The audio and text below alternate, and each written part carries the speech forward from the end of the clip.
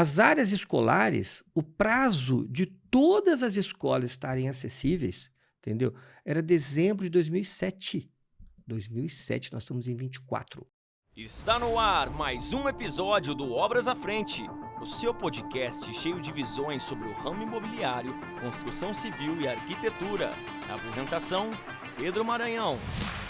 Esse podcast é um oferecimento de Grupo Bela Luz, Calil Negócios Imobiliários, Casa Primore, Esquadrias de Alumínio e PVC, Premium Acabamentos e Atenta Engenharia. Muito bem, sejam todos muito bem-vindos, eu sou Pedro Maranhão e você está no podcast Obras à Frente, o teu podcast do mercado imobiliário, construção civil e arquitetura. Para você que está assistindo esse podcast pela primeira vez e ainda não é inscrito no canal, não deixe de se inscrever e ativar as notificações que todas as quartas-feiras terá um novo episódio. Os episódios completos são postados tanto no YouTube quanto no Spotify e os cortes são postados nas demais redes sociais. Basta nos procurar lá por Obras à Frente Podcast. E vamos ao assunto de hoje, um assunto muito importante, às vezes muito negligenciado, e eu confesso que estou bastante curioso para ouvir bastante sobre isso, que às vezes não sei tão profundamente, às vezes a gente pensa que a acessibilidade, que é o tema de hoje, né? Então eu vou trazer um grande especialista aí para falar sobre acessibilidade. Às vezes a gente pensa que a acessibilidade se restringe somente a pessoas que fazem o uso de cadeira de rodas, né? Mas hoje vamos desmistificar a acessibilidade e para falar sobre esse assunto, para quem é de Ribeirão Preto, com certeza conhece a figura, professor Lanchotti. Professor, seja muito bem-vindo, é um grande prazer te receber aqui hoje. Faz tempo que eu estou tentando trazer ele aqui, viu, gente? Muito obrigado, Pedro, pelo convite. Finalmente consegui vir aqui fazer uma gravação desse podcast, que é muito legal, um assunto que eu já trabalho, já milito e já me envolvo desde 1993, tá? Quando eu comecei a pesquisar essa questão de acessibilidade, que nós não tínhamos ainda uma legislação. Já tínhamos uma norma técnica, mas nós não tínhamos uma legislação e estudo sobre o assunto. É um assunto que eu gosto muito. A legislação entrou em vigor quando? A legislação, ela aparece em 2000. Tá? Nós temos alguns pontos mencionados na Constituição de 88, lei forte mesmo em 2000, e a norma de acessibilidade, né, a conhecida norma NBR 9050, a primeira versão dela é de 85, mas era ainda uma versão muito voltada à construção civil, né? Ela tinha uma outra preocupação, era uma orientação de obra. Então, legislação mesmo que passa a ser obrigatório é no ano de 2000.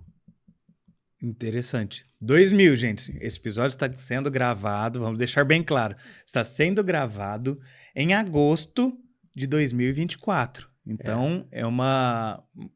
que já é lei, né? Uma lei de 2000 e ainda gera bastante dúvida. Ainda muita gente, às vezes, não está por dentro, né, de como funciona. Nós temos, assim, uma sequência de legislação. Algumas pessoas estão preocupadas com o tema por conta de legislação. Então, é importante que entenda. Existe, sim, um amparo legal federal, tá? Para o cumprimento das questões de acessibilidade. Eu já ouvi muito colega falando assim, mas na minha cidade isso não é exigido, isso não é assim, isso não é assado. Na verdade, alguns municípios, por uma falta de conhecimento técnico dos seus próprios funcionários da prefeitura, acabam não exigindo o que deveria ser exigido. No ano de 2000, vem algumas especificações do que deve ser cobrado. Depois, em 2004, vem um decreto federal regulamentando o que deveria ser feito. Esse decreto, ele perdura até hoje. Só que em 2015, nós temos uma lei federal sobre isso. Então, não é mais um decreto, tá? Ela passa a ser uma lei que nós conhecemos como Lei Brasileira da Inclusão, ou Estatuto da Pessoa com Deficiência, né? São os dois nomes que ela estabelece. E por ter esse status de estatuto, ela tem uma força superior que está abaixo apenas da nossa Constituição. E aí temos um agravante, né? Em 2007, a ONU aprovou a Convenção sobre os Direitos das Pessoas com Deficiência. Em 2008, o Brasil, que é signatário da ONU, ele aprova a Convenção no Brasil, no Congresso Nacional. A nossa Constituição Federal, ela diz que todo tratado internacional aprovado no Senado por 2 votações consecutivas, e é o que aconteceu, esse tratado internacional passa a ser lei constitucional, passa a ser um artigo constitucional. Então, portanto, né, a Convenção da ONU sobre o Direito da Pessoa com Deficiência aqui no Brasil, ela é uma emenda constitucional. Com isso, o desrespeito às questões de acessibilidade passa a ser desrespeito constitucional. Por isso que eu estava comentando com você da gravidade da situação, porque a Lei Brasileira da Inclusão, ela coloca que discriminação, tá, é um ato de ação ou omissão que vem a trazer a dificuldade de alguém, né, nas questões de acessibilidade. Na nossa Constituição, discriminação é crime. Então, o que nós temos com esse artigo é uma criminalização da falta de acessibilidade. Por isso, caros colegas arquitetos urbanistas e engenheiros civis, fazer um projeto que não atenda às normas de acessibilidade acaba sendo uma discriminação. E é nisso que o Ministério Público tem se pautado, né? O descumprimento de uma legislação federal. E isso é muito sério. As prefeituras, aos poucos, estão sendo notificadas dessa situação. Então, em Ribeirão Preto, por exemplo, não passa mais nada que não atenda às questões de acessibilidade. E todas as cidades grandes estão assim, e não só as cidades grandes. Cidades pequenas têm feito por isso. Em Brodowski, por exemplo, uma cidade de 27 mil habitantes, você não aprova mais nada lá que não tem acessibilidade. Recentemente, né, eu fiquei sabendo que uma rede de farmácias se instalou na cidade e fez uma rampa errada. Não teve o habite enquanto não fez a correção. Então, essa é uma situação que é necessária. Por quê? Porque a legislação, ela responsabiliza o profissional que assina o projeto, mas corresponsabiliza o técnico da prefeitura se ele aprovar errado. Então, nenhum técnico está aprovando nada que não atenda à acessibilidade. E aí, o que eu estava comentando contigo, há um equívoco, né, do passado, que a acessibilidade está voltada à pessoa que usa uma cadeira de rodas.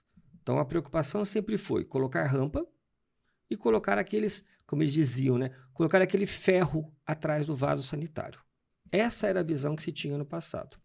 E isso aconteceu até porque nós tínhamos, até um mês atrás, o símbolo internacional de acesso, aquele símbolo azul com a cadeirinha de rodas, que não é mais.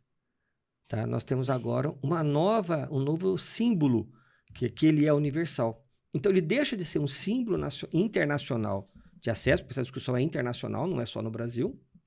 É um símbolo diferente, né, que é um bonequinho que ele está com as mãozinhas para cima e para baixo, tem um elemento azul, né, depois, né, vocês procurem na internet, que é o símbolo novo de acessibilidade. Por quê?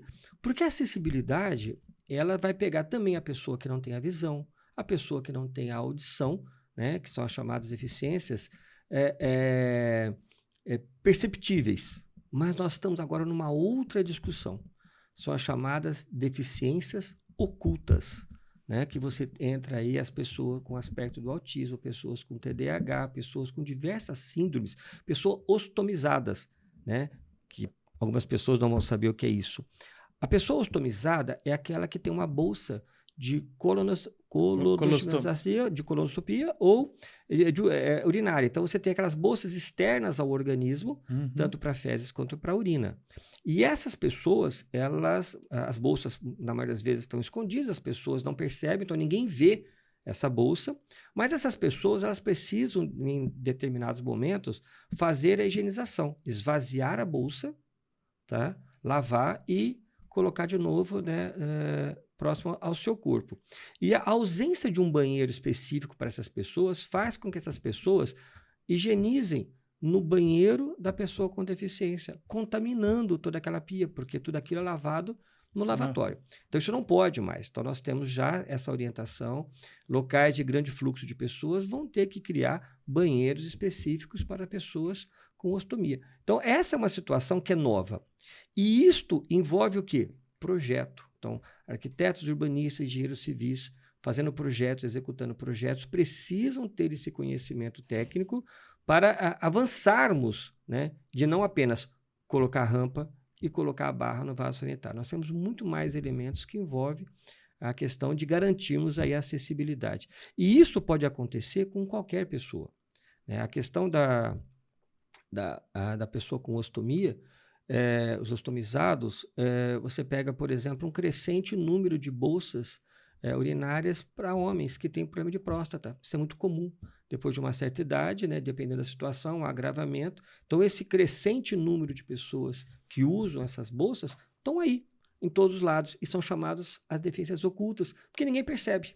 Diferente de uma cadeira de rodas, que você vê a pessoa andando de cadeira de rodas na rua, você vê uma pessoa que está andando com a bengala porque ela tem uma deficiência visual, isso você percebe. A audição é um pouco mais complicado, porque às vezes a pessoa também não tem nenhum sinal que ela não tem audição, então você não percebe, apenas na hora que você vai dialogar, né? Mas a questão da ostomia você não percebe.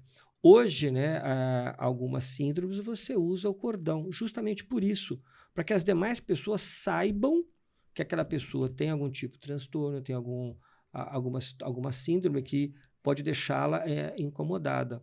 O metrô em São Paulo, por exemplo, eles estão discutindo a criação de ambientes específicos para quem tem, né, o TDAH, que essa pessoa fica totalmente perturbada e ela fica desnorteada, ela perde, né, total compreensão do espaço com um volume de pessoas e conversas muito alto. Aqui em Franca, né, tem um exemplo muito legal de um pai, né, de uma criança com espectro do autismo, que ele tem um problema com o som também. O pai desenvolveu um aparelho ligado a um decibelímetro, né? Decibelímetro, para quem não sabe, é um aparelho que ele mede o som. Tá? Como ele sabe que o filho se perturba quando o som ultrapassa determinados decibéis, então ele fez um decibelímetro ligado a uma luz que é colocada na sala de aula. Então, quando os coleguinhas começam a falar muito alto e o som vai ficando meio que incomoda o filho dele, a luz acende e aí todos os alunos param de falar. Então, houve uma capacitação dos coleguinhas, né, de compreenderem que o amigo precisa, né, de um pouco mais de silêncio. Então, é muito interessante, uma coisa simples de se fazer, mas nós temos que entender que essa inclusão das pessoas no nosso dia a dia é necessária. Nesse ponto, arquitetos, urbanistas e engenheiros civis têm um papel importantíssimo. E outra coisa que acaba acontecendo, né, para o pessoal da área imobiliária, né, que produz e vende, né, empreendimentos. O idoso. A pessoa idosa, ela tem uma dificuldade na sua mobilidade, na sua locomoção, na sua audição, na sua visão. E com isso, a necessidade do mercado de empreendimentos que considere esse público. É um público grande, é um público-alvo muito grande que compra, que investe, né? E ele, obviamente, vai optar, né, por um local que esteja acessível a ele. Então, a acessibilidade não é apenas ligada à pessoa com deficiência. Você tem um público, um universo muito grande aí para ser atendido, né, se você vem de conhecer as questões técnicas do seu projeto. Muito interessante. Para ver como que é um tema bem, bem abrangente.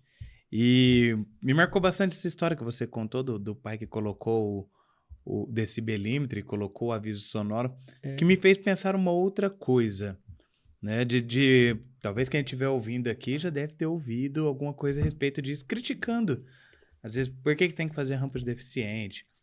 Por que precisa perder tanto espaço para fazer uma inclinação da rampa que é exagerada, sendo que no que já está na norma, só de olhar você já vê que o cadeirante vai sofrer para subir aquela rampa. Ô Pedro, eu faço parte, né, da comissão da ABNT que discute as revisões da norma.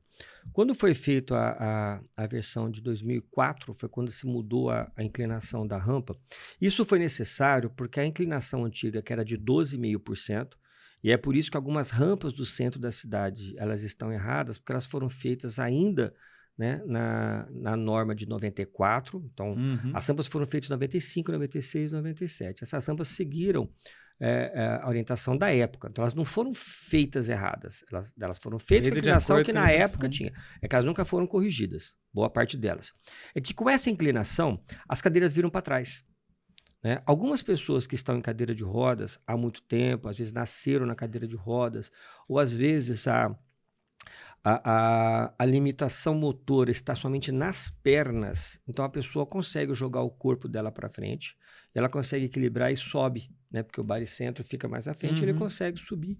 Uma inclinação um pouco mais acentuada, e às vezes o homem que tem muita força também consegue subir, tá? Mas não é para ser feito assim. A rampa tem que ser feita para que qualquer pessoa consiga subir. Então, foi feito testes na época, o IPT fez vários testes, e a gente utilizou a mesma inclinação que é utilizado na Europa, né, que é uma relação de 1:12, que é essa inclinação, que para quem mexe com obra sabe muito bem, do 8,33. Por que os quebrados, né, dessa conta? Porque é uma relação de 1:12. Tá? Isso é necessário, porque senão as cadeiras viram para trás. Tá?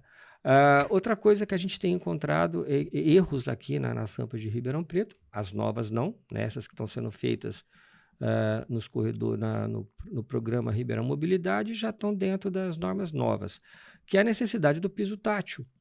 Né? E o piso tátil são públicos diferentes. A rampa é para atender as pessoas que necessitam descer degraus e não conseguem fazê-lo. Então, você tem uma rampa para fazer isso. O piso tátil é para atender um público que não tem a visão. Então, há necessidade de se ter o piso tátil na rampa, porque essas pessoas acabam sendo conduzidas para a rampa, e se ela não tiver um piso tátil informando que a rampa vai acabar e que o próximo passo ela vai estar na rua onde passa carro, ela é atropelada. Então, isso é muito importante. Também é necessário ter um piso tátil que oriente essa pessoa a andar na calçada. Mas não há necessidade de você ter isso em todas as calçadas, porque você pode ter outros elementos que eles acabam também contribuindo a pessoa para se locomover. E tudo isso por autonomia. Então é importante as pessoas entenderem que esses elementos, essas regras, essas inclinações, elas não são colocadas sem um conhecimento técnico. Existe uma questão técnica, tá? Que isso é trabalhado para se dar autonomia para a pessoa com deficiência se locomover, viver e ter a sua qualidade de vida. Tá? Então, isso é muito importante frisar. Né? E não é só a rampa. Né? Você pega a questão dos banheiros, por exemplo. Né? A questão do banheiro, o cara precisa usar o vaso, ele tem que fazer a transferência, mas algumas pessoas elas conseguem ficar de pé, embora utilizem a cadeira de rodas para se locomover, algumas pessoas conseguem ficar de pé, porque agora tem uma barra dentro do sanitário acessível, que é para a pessoa se levantar. Tá? Idoso usa muito essa barra, mas algumas pessoas precisam se levantar para sentar na sua cadeira. Mas se ela fica de pé, por que ela usa a cadeira de rodas? Porque ela tem, na verdade, uma deficiência que faz com que, de uma hora para outra, ela perca as forças. Tá? Então, é uma situação que isso tudo é estudado tecnicamente para trazer essas intervenções. Tá? Entendi. Bem legal. Agora eu vou fazer uma pergunta que, na verdade, assim, ele vai trazer uma opinião pessoal sua, porque vem fora do caráter técnico. Sim. Né? Trazendo novamente o exemplo que você falou das crianças. Então, na hora que acende o sinal, as crianças param de falar alto. Então, essas crianças, nessa idade, elas têm essa consciência de que elas estão gerando um problema para o amigo. Né? Em que parte será que acontece que o ser humano, as pessoas perdem esse altruísmo de pensar no outro? Porque assim, nós precisamos de uma... tentar embasar aqui a minha pergunta, mas nós precisamos de ter uma lei atuante e até punitiva para garantir que as coisas de acessibilidade sejam feitas. Então, muitas pessoas não dão atenção para esses assuntos de acessibilidade, até que tenha alguém na família que precise. Aí essa pessoa se torna um militante também no assunto, porque ele vê que aquela pessoa que ela gosta, um ente querido, não tem acesso a todo lugar. Né? Ela perde a liberdade dela de estar em qualquer lugar, de estar em qualquer ambiente. Então, assim, por que, da sua opinião, lógico, volto a falar, é uma opinião pessoal, não tem caráter técnico nenhum, aonde que as pessoas perdem esse pensamento altruísta mesmo, de pensar no próximo, de pensar que todo mundo tem o direito de ir e vir, todo mundo tem o direito de estar em qualquer lugar e que é um dever, principalmente nós, como profissionais, de já pensar e propiciar ambientes que sejam acessíveis a todas as pessoas. Olha, eu acho que isso acontece quando as pessoas deixam de ser crianças. Tá? Mas nós estamos tratando com uma nova geração. Vou pegar aqui um exemplo bem semelhante, né? As crianças que estão até uma certa idade não se preocupam com os posicionamentos desse grupo LGBTQIA+. Tá? Isso é natural. Ele é meu amiguinho. Não estou preocupado com essa situação. Os adultos estão. Os adultos olham muito e rotulam muito. Então, quando você deixa de ter essa preocupação com o nós, e eu passo a ter uma preocupação só com o eu, né?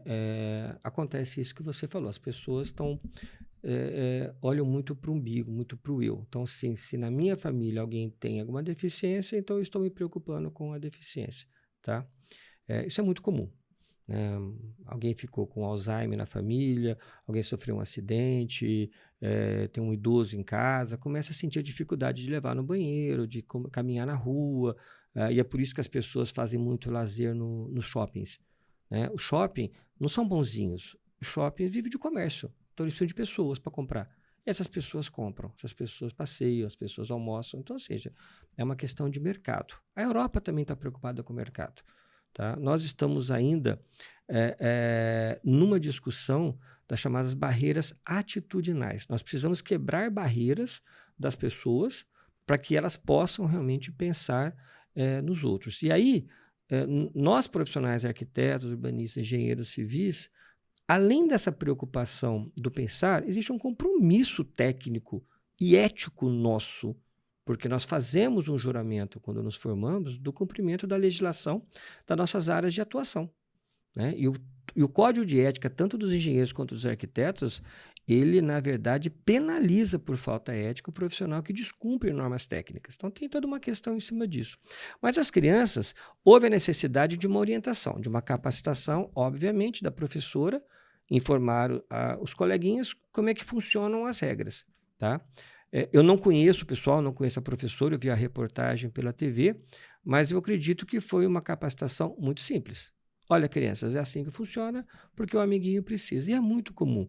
Você vê muitas crianças que brincam com os coleguinhas na cadeira de rodas, com quem usa muleta, ajuda os coleguinhas que não têm a visão, porque eles têm essa natureza mais espontânea, né, de gostar do amiguinho e querer ajudar o amigo.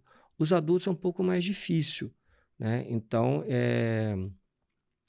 eu já vi pessoas, lamentavelmente, né, precisa de uma ajuda, então um idoso, um cadeirante precisando atravessar a rua, e você vê que um jovem... Sei muito isso no metrô também, né? O jovem vê que o idoso entrou e ele está sentado na cadeira do idoso, ou ele finge que está dormindo, ou ele pega no celular para fingir que não está vendo a pessoa, para não dar o lugar que é da pessoa. Né? Outro dia, faz um bom tempo já, houve um aumento de percentual das cadeiras vagas dentro do metrô. Né? E eu dei uma entrevista, né, A Voz do Brasil me entrevistou nessa história, se eu achava que o percentual era suficiente ou não. Na hora eu respondi que eu achava que era um absurdo ter um percentual para reservados, para pessoas idosas, por exemplo, dentro do metrô. Devia ser para uma educação. Porque se eu reservei 4 lugares dentro do metrô e entrou 5 idosos, o que eu faço? Um idoso fica de pé? Não. A pessoa tem que ter educação de levantar e dar lugar para a pessoa sentar. Porém, se você não tiver essa demarcação, há uma ausência visual que a situação existe. Então, há necessidade. Hoje eu vejo, não, há necessidade de ter, sim, o banco é diferenciado, tem que chamar atenção, é um banco preferencial. Tá? O mesmo acontece nessa discussão que está tendo dos corredores de ônibus. Os carros querem andar no corredor de ônibus. Tá? E a partir de hoje, né, dia 1º de agosto, a maioria dos corredores são compartilhados, ou seja, a preferência do ônibus, tá? E você tem que dar lugar.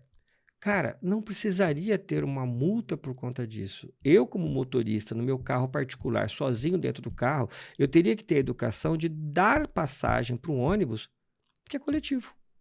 Mas não. Então, a gente acaba criando multas para que você cumpra aquilo que, quando criança, você não era multado. Né? Então, é uma situação, e isso não é só no Brasil, isso acontece em vários locais, mas em alguns países está um pouco mais avançado. Você vai na Europa, por exemplo, lá você não é obrigado a ter acessibilidade no seu restaurante. Só que se você não tiver acessibilidade no seu restaurante, os clientes não vão. Então, você que é o dono do restaurante, você quer ter esse cliente. Então, você faz com que o teu Ou seja, eu peguei também, presenciei isso quando eu fui para Tóquio, e eu reparei que lá em Tóquio você não pode fumar na rua. Você tem que fumar dentro do estabelecimento. E eu fui perguntar, como assim, né? Eu tenho que fumar dentro, não posso fumar fora? Sim. Por quê? Porque o lado de fora, a calçada, ela é pública. Então, se ela é pública, ela é de todo mundo. E se é de todo mundo, eu não sou obrigado a ficar andando e sentindo a fumaça na minha cara do cara que está fumando. Já o restaurante, não. O restaurante, o dono do restaurante, se ele quer ter a clientela que fuma, ele permite fumar no restaurante dele. E aí eu, como cliente, se eu não quero ter a fumaça, então eu não entro naquele restaurante. Eu entro naquele outro que é proibido fumar porque eu não gosto de cigarro.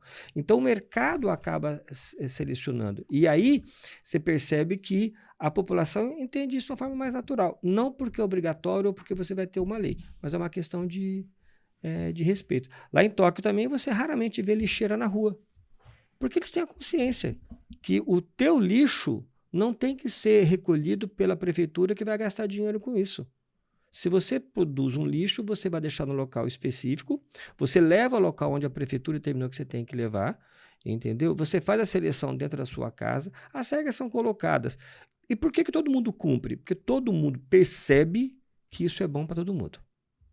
Então, essa cultura é necessária, as pessoas perceberem de que se eu tenho, né, essa urbanidade de pensar, né, que todo mundo usa o meu espaço e que eu também vou lucrar com isso, tá? Então, entendeu?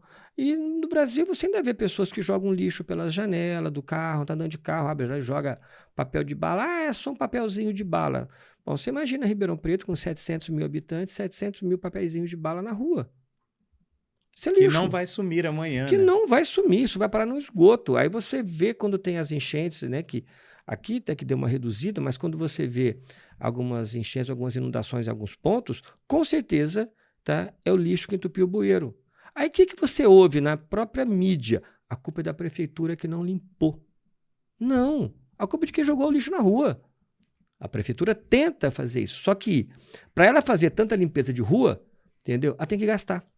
E nós poderíamos usar esse dinheiro de uma maneira mais eficiente, né? Então nós poderíamos ter uma cidade mais zelada, ter uma zeladoria mais confortável, se realmente todo mundo assumisse o seu papel de cidadão. Urbanidade. É isso que a gente está precisando ter. Por isso que eu acho que as crianças conseguem, de boa, atenderem isso com a maior facilidade, porque elas são de coração mais puro, né? E os adultos têm uma certa dificuldade. Excelente colocação. Te peço até permissão para aproveitar a oportunidade, né? Você como docente, qual a sua opinião assim, do que poderia ser feito para a gente ir mudando essa cultura? Se a gente tem a criança, que é o coração puro, entende isso fácil, e a gente tem um momento onde isso se perde na hora que ela passa para a vida adulta.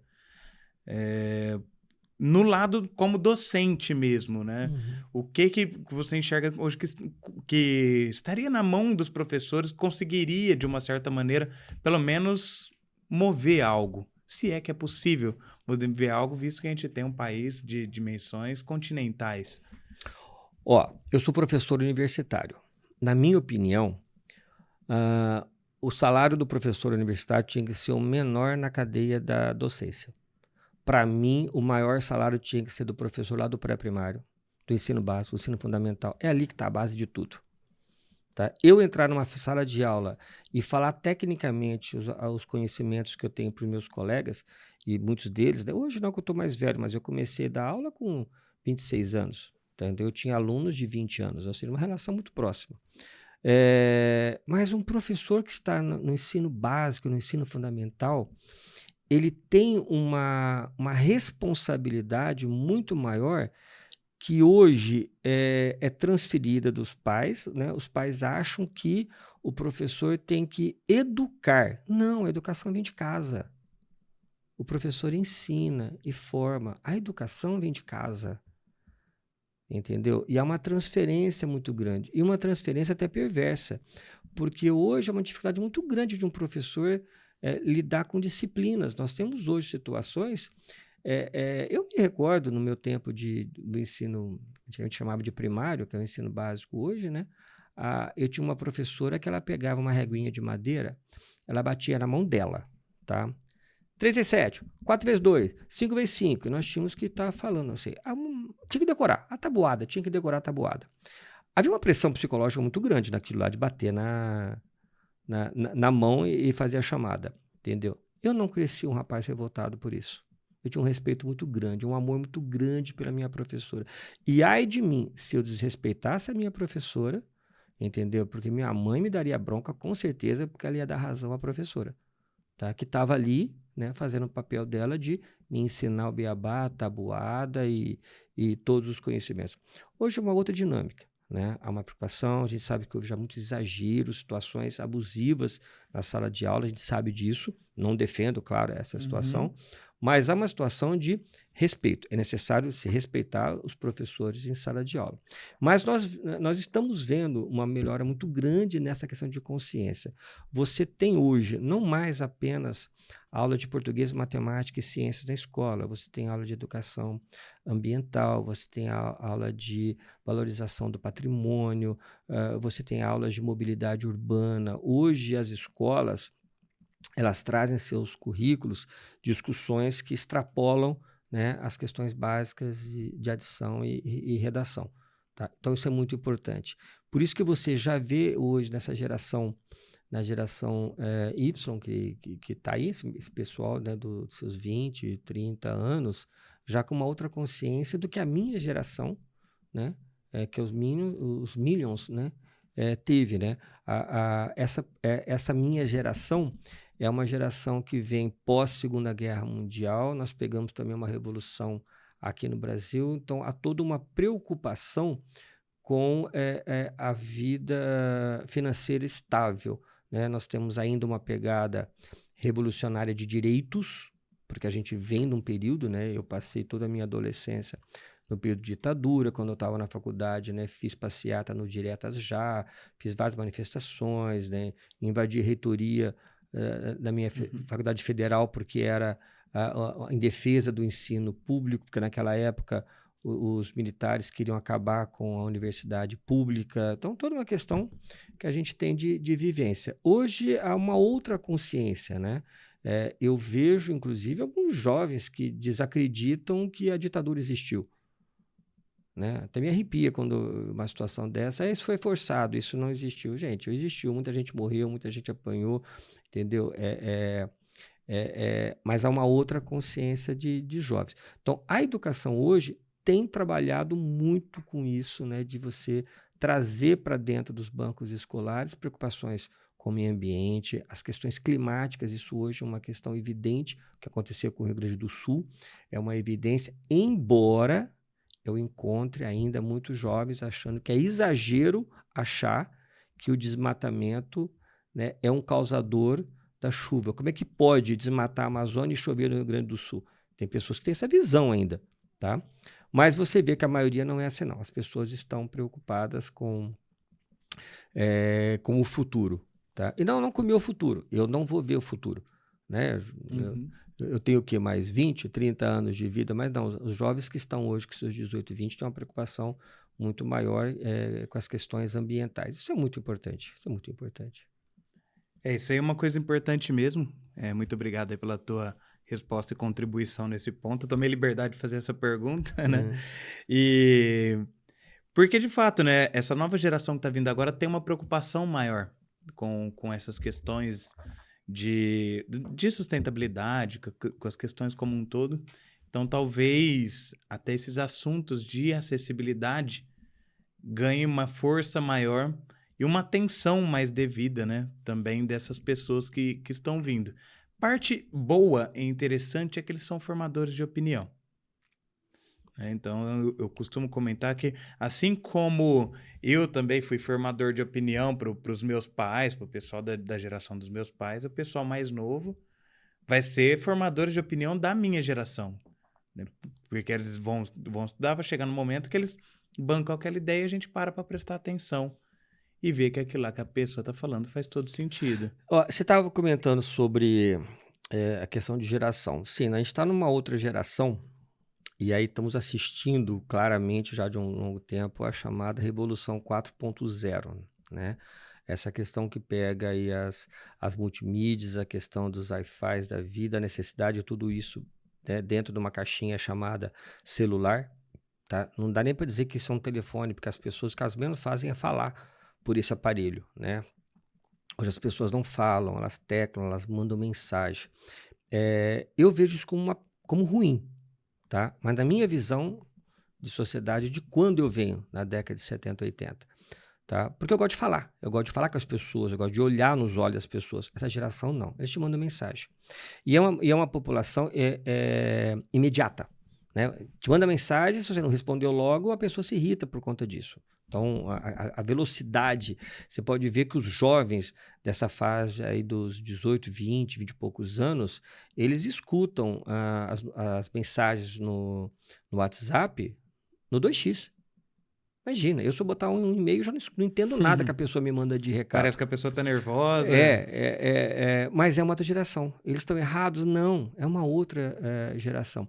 E a questão da acessibilidade, ela vai se beneficiar com essa questão da Revolução 4.0, porque você tem a robótica em cima disso e você tem também a inteligência artificial, que está sendo utilizada para melhorar a qualidade de vida das pessoas com deficiência. Hoje, uma pessoa cega consegue tranquilamente mandar mensagem e ouvir mensagens, né? Você tem hoje programas no celular, né? O Be My Eyes, que você pode ajudar uma pessoa cega em vários locais do Brasil. Então, quando você vai fazer uma palestra, por exemplo, você tem que descrever como você é, para que as pessoas cegas saibam como você é, se descreve a tua fisionomia, que roupa que você está. Mas é muito importante também que você fale um bom dia, ou uma boa tarde, uma boa noite, longe do microfone. Porque senão, a pessoa cega, ela passa a palestra inteira olhando para a caixa de som. Ela não sabe onde você está. Tá? Então, hoje você já tem um programa que ele descreve, você nem precisa falar mais como você é. Tá? O próprio sistema, tá? O próprio programa consegue bater uma foto sua e ele descreve com som como você é para essa pessoa que não tem a visão. Então, você tem a tecnologia sendo utilizada para trazer boas condições de acessibilidade.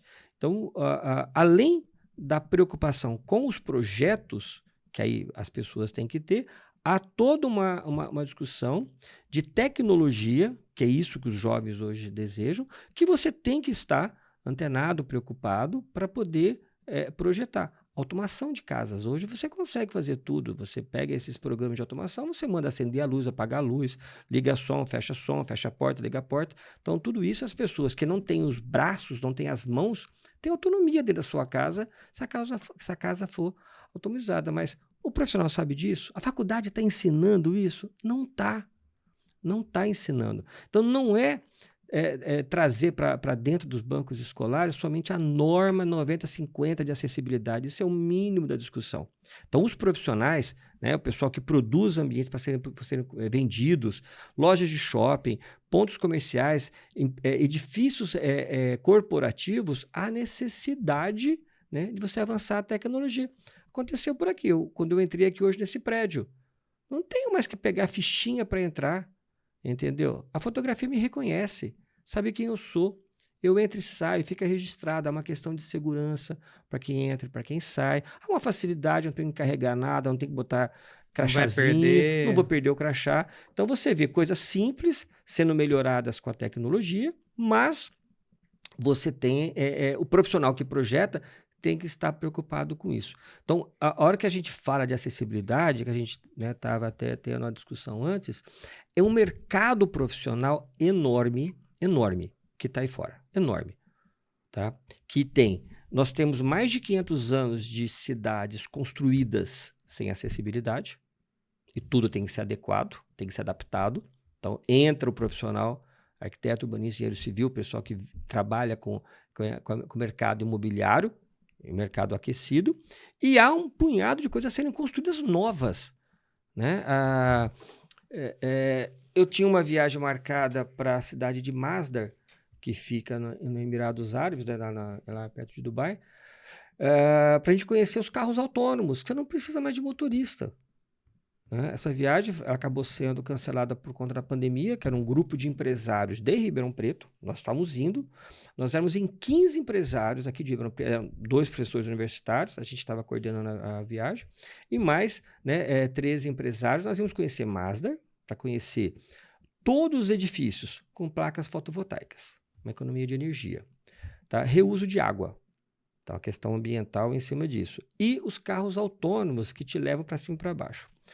Pô, utopia? Não é utopia. Uberaba está fazendo um empreendimento que você tem carro autônomo, interno ao loteamento. E por que isso? Para evitar que o motoboy tenha que entrar dentro do condomínio.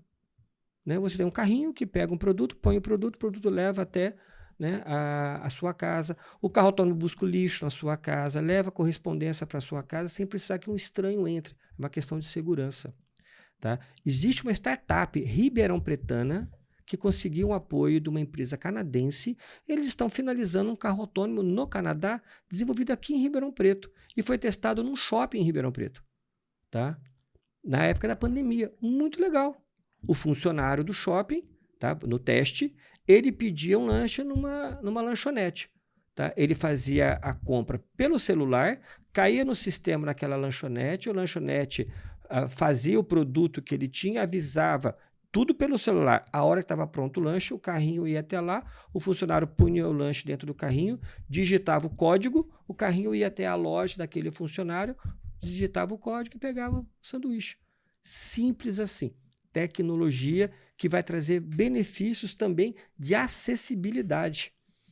Tá? Agora, os profissionais estão preocupados com isso? Não, precisam estar. Precisam estar, porque essa é a nova realidade da produção das cidades. Né? Semáforos inteligentes, que todo mundo fala. Você consegue hoje saber se o teu ônibus vai atrasar ou não pelo celular. Tá? Então, assim, essas tecnologias, elas facilitam a vida de todo mundo e facilitam a autonomia das pessoas com deficiência.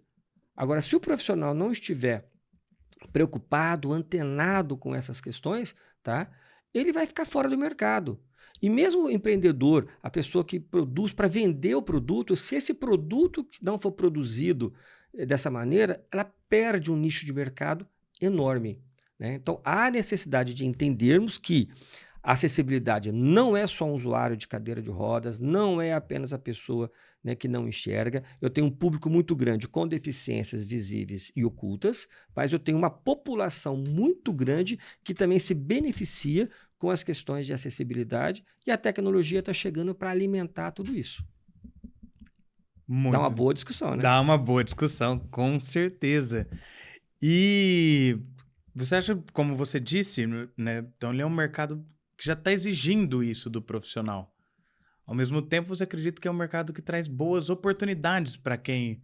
Porque assim, a gente tem uma exigência, a gente tem uma obrigatoriedade, só que a gente tem um certo déficit ainda de profissionais com o canhão voltado para isso, Pedro, vamos dizer. Olha como a coisa é grave, tá? Que pouca gente deve saber disso. Tem uma legislação que já foi adiada 2 vezes, até agora não há sinal de um novo adiamento. Mas, até o dia 3 de dezembro deste ano de 2024, todos os hotéis do Brasil devem estar acessíveis.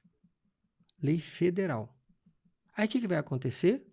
Tá? Pouca movimentação tem acontecido. A partir do dia 3... Estamos em agosto, hein? O Ministério Público vai entrar com ação. Vai te perguntar. E você vai ter que fazer um TAC no formato que o Ministério Público te impôs. Por quê? Porque a legislação te disse que você devia estar acessível. E aí é uma quantidade de quartos que tem que estar acessíveis, mesmo os hotéis já existentes. As questões toda a acessibilidade das áreas de uso comum, piscina, restaurante, salão de convenções, o playground, a portaria, tudo isso vai ter que estar acessível. E as pessoas estão achando que basta fazer um quarto acessível e um banheiro na recepção. E não. Então está colocado isso. Então esse é só um exemplo. As áreas escolares, o prazo de todas as escolas estarem acessíveis, entendeu? Era dezembro de 2007. 2007, nós estamos em 24. Tá? Então você tem aí, na verdade, um mercado profissional muito grande, muito grande. Tá? Eu participei de um evento há 15 dias atrás, né, do lançamento do primeiro curso de pós-graduação em acessibilidade no Brasil. Nós não tínhamos. E agora tem. Por quê? Porque há uma necessidade de alguns passos a serem feitos. Primeira coisa, é um diagnóstico da situação. Qualquer empresa que ela quiser saber se ela está ou não, ela vai ter que contratar um profissional para dar um diagnóstico da situação dela. Aí, em cima desse diagnóstico, é que ela vai estabelecer quais serão as alterações que terão que ser feitas. E em algumas situações, você pode ter mais de uma alternativa. Então, você tem que pesar. O que é mais barato, o que é mais rápido, qual é a tua urgência, qual que abrange melhor, qual é o impacto. Aí, depois disso tudo, você tem que fazer uma planilha de investimento, porque nenhum empreendimento consegue fazer isso num curto espaço de tempo, porque são obras grandes. Então, você vai ter que fazer um diagnóstico, um prognóstico, apresentação de alternativas, fazer uma proposta, definir as alternativas, fazer o projeto arquitetônico, fazer o projeto executivo e contratar a construção. Olha a cadeia profissional, a cadeia de ações que você tem que fazer para deixar o ambiente acessível. Olha quantos profissionais podem estar envolvidos com a produção, né, de transformar aquele espaço em acessível. E se não tiver, Ministério Público em cima. É isso que vai acontecer. Então, não esperem serem cobrados pelo Ministério Público. Façam as adequações com o prazo necessário. Tá? E os profissionais, eles podem fazer a prospecção, procurar a empresa e falar, olha, a sua empresa não está acessível, entendeu? É necessário que você faça isso, oferecer o serviço. Então, há um mercado profissional enorme, enorme para ser feito, tanto de projeto quanto de obra. Sim. Né? Agora, quem não perceber isso, fica para trás. Né? Eu falo muito isso com os meus alunos, né, que eles reclamam, mas o mercado está saturado. Não, o mercado não está saturado, nem para engenheiro e nem para arquiteto. Qual é o grande problema? Engenheiros e arquitetos, tá, têm muitas áreas de sombreamento, que no meu ponto de vista não há e não deveria haver. São profissionais totalmente complementares, que deveriam estar trabalhando juntos desde a hora que acordam. Tá? Que é uma situação assim. É o teu caso, você é engenheiro, tua esposa é arquiteta, que maravilha. Você consegue fazer, né, uma sinergia total, porque uma questão é fazer projeto, a coisa é fazer a obra. Os dois podem fazer as duas coisas dentro da legislação, mas é muito importante entender a formação. Qual é a formação específica para um, a formação específica para outro, e entender que isso é uma complementação profissional. Entende? E, né, buscar atender esse mercado que é muito grande. E quem não dominar isso vai ficar para fora. Então, aqueles profissionais que ficam focados em nichos pequenos de intervenção, tá, eles ficam limitados. Então, esses é que reclamam, não tem mercado, não tem mercado. Sim, dependendo do que você faz, você não vai ter mercado. Porque você está fazendo aquilo que muita gente está fazendo. Não, está disputando no Oceano Vermelho. Né? Isso, é isso daí. Agora, existe uma área enorme para ser feito. E bem azulzinho. Entendeu? Quantos profissionais fazem laudos técnicos? Ou fazem as vistorias ou os levantamentos de diagnóstico? São poucos. São poucos. Até porque a escola não ensina a fazer laudo, não ensina a fazer vistoria. Muitos aprendem na marra, aprendem na raça isso. Tá? Que é uma outra grande falha na formação. Mas aí, o mercado é muito grande e tem mercado para todo mundo. Tem mercado. E é interessante saber que também está vindo agora cursos de especializações para essa área. Né? A gente vê várias áreas que a gente já tem isso, como para a área da sustentabilidade. A área, igual você falou, para engenharia diagnóstica. Então, a gente já tem várias especializações para trazer esse complemento que a graduação normal não traz hoje para o profissional. Nós chamamos isso de educação continuada. Porque ela continua, ela não para. A gente trabalha muito em cima disso. Eu faço parte do Conselho de Arquitetura e Urbanismo do CAL, aqui em São Paulo. Né? Já fiz parte do CAL Federal, fiz parte da criação do CAL, então eu tenho acompanhado isso tudo. E como professor, né, eu já fui presidente da Associação Brasileira de Ensino de Arquitetura e Urbanismo, a ABEA. Então eu tenho uma relação muito forte muito próxima, não forte, mas muito próxima da discussão com o Conselho Nacional de Educação, com o próprio MEC e com a área tanto do ensino como a área profissional, que é o CAL. E a gente tem e também já fui do CREA, então no tempo que os arquitetos estavam no CREA, também já tive lá junto com o Conselho. Então a gente está, né, tentando aproximar cada vez mais a formação, né, da parte prática. E isso é importante. O profissional estuda um conjunto de conhecimentos que o Ministério da Educação estabeleceu. Para a tua formação, você tem que estudar isso. Tá? O profissional tem que ficar atento. O aluno não fica atento. Ele tem que ficar atento. Por quê? A escola que está oferecendo o curso para ele, a escola disse para o MEC que vai ensinar isso para ele. Então, ela tem que ensinar. E aquela escola que diz que vai ensinar e não ensina, e mascara ou alguma coisa não fala, ela está mentindo para o aluno. Isso não pode. Tá? Então, assim, o aluno tem essa formação. E por que isso tem que ser cobrado? Porque a atribuição profissional que o CREA dá para vocês, que o CAL dá para nós arquitetos, está pautado na formação que você teve. Então, essa formação, ela tem que contemplar isso. Então, tem coisas que não são ensinadas e deveriam ser ensinadas. Por quê? Porque você vai ter atribuição para fazer depois de formado. Né? Então, eu insisto muito isso com os meus alunos, de olharem para isso. Né? O universo que você tem de atuação profissional, não ficar restrito a uma área que todo mundo já faz, não ficar preso àquilo que você acha que deveria fazer ou aquilo que você mais gosta da faculdade, não. Você tem que ir para o mercado, que é enorme, entendeu? Então, você consegue, sim, ter uma sobrevida e ter um conforto, né? Porque a gente se forma porque você quer trabalhar em cima disso e você quer ganhar dinheiro com a sua profissão. É isso. Todo mundo quer ganhar dinheiro. Né? Nós não somos samaritanos. A gente vive disso. Essa é a nossa profissão. E eu costumo dizer que nós não temos preço. Nós temos valor. E é isso. Se o profissional entende o seu valor, o seu conhecimento, ele consegue, né, mostrar para o seu cliente o valor que ele tem no projeto, na obra que ele vai estar oferecendo para o cliente dele. Mas quando ele não tem essa consciência, ele fica no desespero, ele fica choramingando, ele fica pechinchando, ele fica baixando o preço dele, porque ele não consegue valorizar aquilo que ele faz. Então, esse profissional vai ter dificuldade nisso. Mas quando ele reconhece o valor que ele tem no seu projeto, na sua obra, e que o cliente que o procurou acredita nele, mais do que ele, muitas vezes, entendeu? Ele vai conseguir sobreviver e vai conseguir ganhar muito dinheiro com a sua profissão.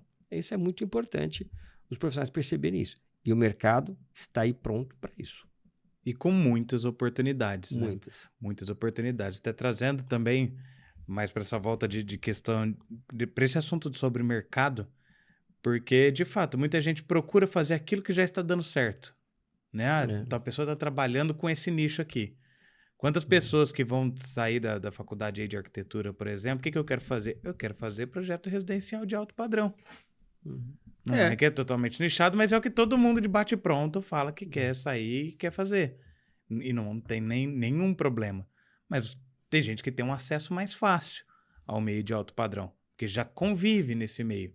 Tem gente que não convive com gente desse meio. Tem gente que se forma e já tem alguém na família, tá aqui, 2 terreninhos pra você fazer um projeto, né? E é engraçado, você falou do alto padrão, tem muita gente que fala assim, eu não quero fazer habitação de baixo padrão porque isso não vai dar dinheiro, né? Lê do engano. Você consegue sim fazer uma produção para o mercado mais popular e você ganhar dinheiro com isso. É só saber entender o seu mercado. Claro que você vai ter uma produção muito maior para poder ter o mesmo lucro, mas esse mercado está aí. Alguém vai pegar esse mercado e vai pegar bem esse mercado. Então, quem souber, né, trabalhar em cima disso vai conseguir sobreviver e isso é muito importante. Existe sim, existe financiamento de governo para isso, existe os repasses para habitações de interesse social para esses profissionais. Né? O CAL fez recentemente lá em São Paulo a criação de bolsas para profissionais com até 5 anos de formado para trabalhar na prefeitura. Então, esses profissionais, para ele poder iniciar na iniciativa privada e trabalhar com a população de baixa renda, o CAL vai remunerar, né? Não é remunerar, ele vai dar uma bolsa, tá? Não é uma remuneração, não é um salário. É uma bolsa. É uma bolsa para esse profissional ficar um período dentro da prefeitura trabalhando. Quer dizer, é um começo, o cara vai conhecer esse mercado, entendeu? Incentivado pelo conselho profissional. Então, é importante as pessoas perceberem isso. Não é somente, né, com alta renda que você vai ter seu mercado profissional. Tem mercado para todo mundo, de todas as áreas, em todos os setores, né? É necessário que você conheça isso. Voltando à questão da acessibilidade, o programa Minha Casa Minha Vida, por exemplo, você tem que atender as questões de acessibilidade. Né? Existe um kit, né, que as empresas precisam disponibilizar aos seus clientes. Né? E quando essa empresa ela produz uma habitação embora tenha exigências legais, mas quando ela tem essa visão que ela está oferecendo um produto acessível, ela aumentou o potencial da sua compra. Teve uma construtora aqui de Ribeirão Preto, há um tempo atrás, que eles resolveram fazer um edifício inteiro acessível, não apenas a cota que era obrigatória. Entendeu? Entendi. Foi fazer, foi vender. Por quê? Porque havia tem um mercado, né? Idosos vão gostar disso, porque você pega uma habitação de interesse social, a pessoa fica 25, 30 anos financiando a sua casa, entendeu? Ela vai envelhecer naquela casa. Então a casa tem que ter qualidade para ela. Então chega uma idade que ela quer vender. Então essa qualidade, você agrega valores a essa qualidade. Então é isso que é muito importante. Então a acessibilidade, além de ser um compromisso legal, né, que a lei obriga, existe um compromisso técnico com esse profissional que está sendo contratado, porque ele tem que ter conhecimento técnico. Existe um compromisso ético, porque os nossos códigos de ética nos obrigam a cumprir isso, mas existe também um compromisso social, porque eu estou produzindo, né, as condições para a sociedade mais adequadas para elas viverem na cidade, né? E que isso é bom, vai ser bom para todo mundo. Sim, isso é excelente. Eu vejo até muito sobre assuntos igual muita gente estuda sobre startups, né? Vê essas grandes startups que surgem. As startups nada mais do que aparecem para resolver um problema que existe, né? Porque já tem outras empresas resolvendo outros problemas. Se você vai lá e tentar fazer a mesma coisa, é a mesma coisa você chegar no teu bairro e falar, nossa, tem um restaurante ali, a lanchonete tá bombando. O que eu vou fazer? Vou abrir uma lanchonete, que eu vou bombar também. E não é esse caminho que acontece, porque já tem uma lanchonete que já está estabelecida, que já atende esse público, que já é querido pelo público, você está fazendo a mesma coisa, que não é uma demanda. Às vezes a demanda desse público ali é um açaí, vamos dizer. Então, assim, lógico que eu trouxe para esse exemplo alimentício, mas temos um mercado, temos uma oportunidade. E um mercado desse de acessibilidade é um mercado com uma alta demanda, né? Temos um problema a ser resolvido, né? Então, as startups são empresas criadas para resolver um problema. Temos um problema a ser resolvido, um problema sério e um problema social.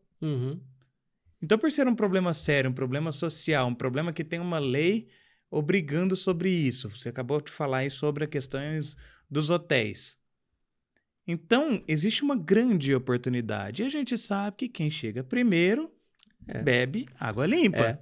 Ô Pedro, em 2009, o Brasil foi selecionado para sediar a Copa do Mundo de 2014.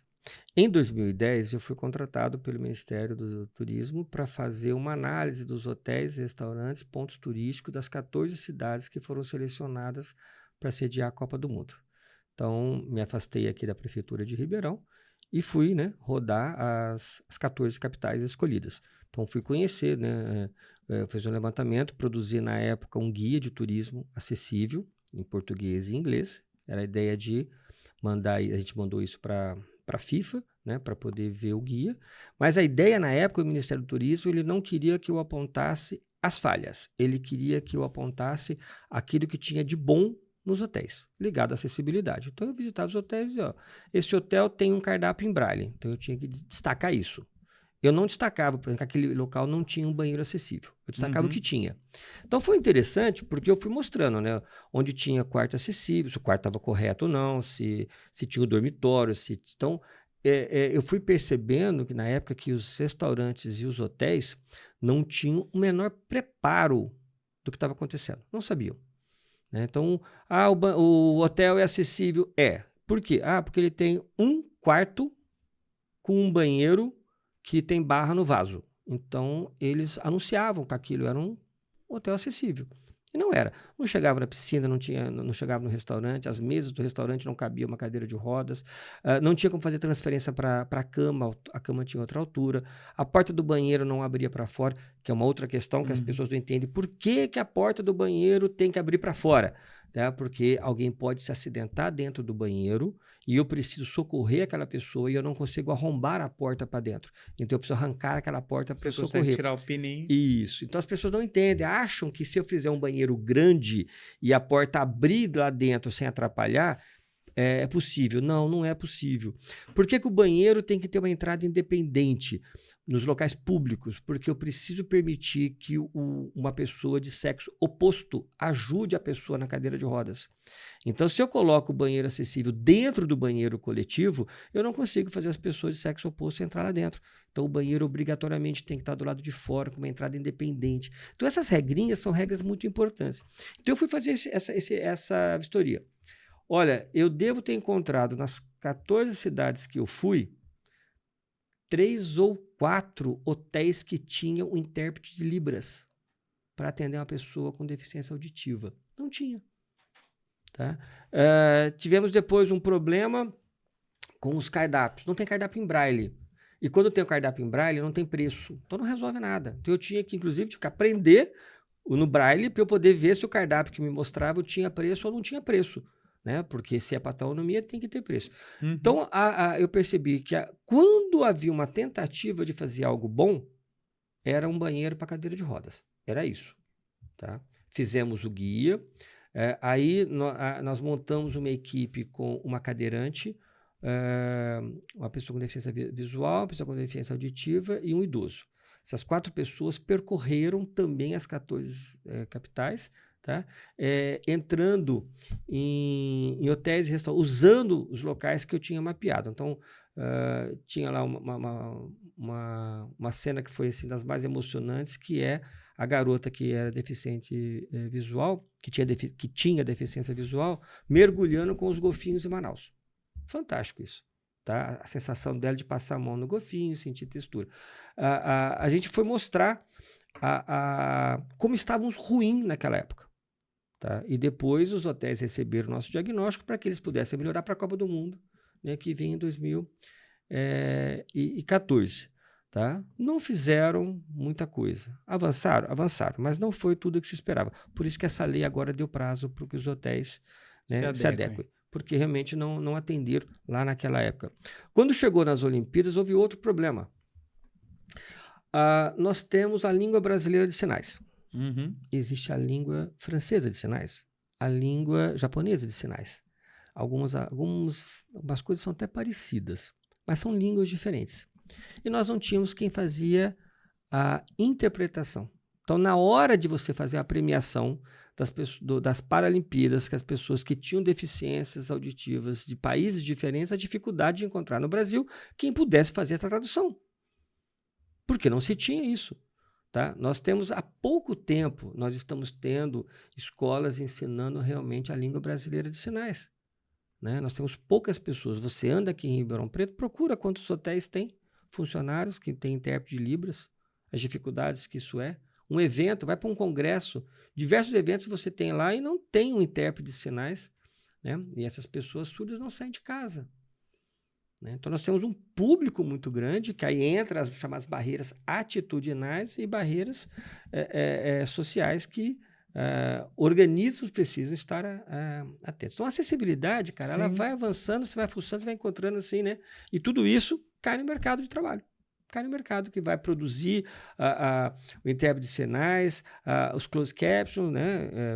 Nós estamos aqui com um podcast. Será que uma pessoa com deficiência visual consegue me ouvir no podcast? Né? São avanços da tecnologia que hoje ele consegue. Né? A pessoa com deficiência auditiva, hoje já tem um programa que ela pega o podcast, ela joga e aparece toda a legenda do que nós estamos falando. Né?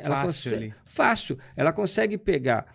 Claro que ela vai ter que parar a imagem dela no celular, vai ter essa dificuldade, mas ela consegue pegar essa imagem, jogar no Baiais e ela vai descrever como nós somos. Tá? Então, você tem avanços tecnológicos. Isso tudo veio o quê? Veio de uma startup. Alguém teve essa preocupação. Existe um outro aplicativo, que ele é gratuito, que foram 3 jovens de João Pessoa, desenvolveram, né, para fazer intérprete de sinais. Você fala e aparece lá o avatar fazendo os sinais. Entendeu? Pronto, foi uma startup feita dentro de uma escola, 3 jovens estudantes. Entendeu? Era um de arquitetura, um de direito, acho que um de marketing, alguma coisa assim. Legal isso. Quer dizer, existe um mercado até para quem produz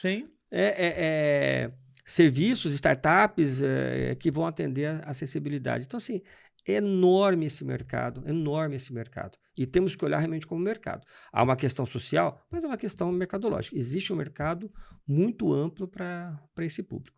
E alguém vai ter que resolver esse problema, né? Então tem um mercado amplo com a alta demanda e alguém terá que resolver esse problema. Senhoras e senhores, temos um episódio muito bom. Eu gostei demais, com certeza aprendi muito. Foi um enorme prazer te receber aqui hoje. Até gostaria de te dar mais um espaço aí para você poder passar um recado para os nossos espectadores que estão vindo sobre esse assunto. Eu acho que ele é um assunto que talvez muita gente pode torcer o nariz, né? Nós estávamos conversando sobre isso no começo, mas confesso que foi assim, sensacional a maneira como foi conduzido sobre isso, né? Nós não é o intuito desse podcast trazer um ensino técnico, você não está aqui ensinando como calcular uma rampa de deficiente, mas de trazer, de fato, esse debate, um debate de o que é importante, e um debate também sobre o mercado, um debate de que há uma oportunidade para pessoas ganharem dinheiro atendendo um problema, resolvendo um problema. Então, o espaço é todo seu, pode poder dar o recado aí para as pessoas. Olha, Pedro, esse recado que eu quero passar é isso que você começou a dizer. Existe um mercado profissional à disposição para nós, arquitetos urbanistas, para os colegas engenheiros civis, para o pessoal que trabalha com a parte imobiliária, que constrói, vende, aluga, reforma imóveis. É um mercado muito grande. Por quê? Porque há consumidores desse nosso produto que necessitam de questões específicas de acessibilidade. Então não é para torcer o nariz, porque a parte mais fácil é pegar a norma e resolver o projeto. A preocupação é você olhar para o futuro e ver como a sua profissão chega até a sociedade, e se ela chegar até a pessoa certa, você vai ter um retorno, vai ter um valor muito do seu trabalho. Então, a acessibilidade é um tema que ele é obrigatório para todos nós. A cidade inteira precisa estar acessível, porque hoje elas não estão, e você que está aí nos ouvindo vai conseguir ganhar muito dinheiro se souber dominar esse assunto. Fica aí a dica, a acessibilidade é a bola da vez. Perfeito. Como que o pessoal pode te encontrar aí nas redes sociais? O Lanchotti fala bastante aí sobre essas questões de acessibilidade e pode seguir lá e mandar mensagem para ele que ele responde, hein? Pode sim. Eu tenho um Instagram, né, que é o Arquiteto Lanchotti. Vocês podem me procurar aí no Insta. E se jogar também o Lanchotti nas redes, você vai me achar aí para tudo quanto é lado aí nas redes sociais. Estamos aí, é um assunto que eu gosto muito. E é interessante, não tenho ninguém na minha família com deficiência. Esse assunto caiu assim no meu colo mesmo, caiu no meu colo. Você agarrou ele. Como professor, isso há décadas atrás. E aí fui me envolvendo. Hoje eu misturo muito o meu conhecimento técnico com a militância, né? Além de ser um grande militante, também sou uma pessoa que me envolvo, né? Criei uma empresa só para trabalhar com isso, para fazer laudos, né? Que eu percebi que realmente o mercado é muito bom e criei uma empresa para ganhar dinheiro com isso. E está bebendo água limpa. Tô bebendo água limpa, com certeza. E tem muita água limpa para mim, para todo mundo aí. Para todo mundo. Para todo mundo. Perfeito. Lanchotti, é um enorme prazer te receber aqui hoje. Foi um episódio riquíssimo de muito conteúdo, de muita sabedoria e que com certeza abriu os olhos de muitas pessoas que às vezes não enxergavam isso como um mercado, além de enxergar como uma necessidade, como uma questão social mesmo, mas enxergar como uma oportunidade de mercado. Com certeza, quem assistiu esse episódio até o final não saiu a mesma pessoa. Então, muito obrigado por disponibilizar o seu tempo. Espero te ver novamente em breve por aqui, hein? Eu que agradeço, Pedro, o convite. Pode me convidar outras vezes, virei com o maior prazer. Gosto de falar, temos muitos assuntos para falar, não só acessibilidade. Fico aí à disposição para um outro convite. Grande abraço. Perfeito. Bom, pessoal, até a semana que vem e tchau!